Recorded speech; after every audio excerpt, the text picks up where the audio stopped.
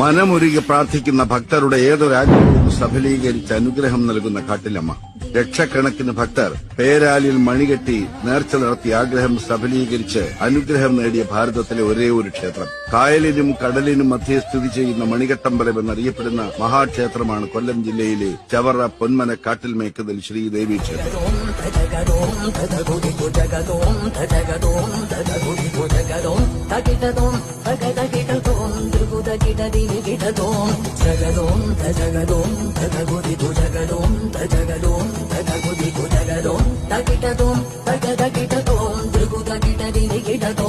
Jagadom, tadim, jagadom, tadim, jagadom, tadim.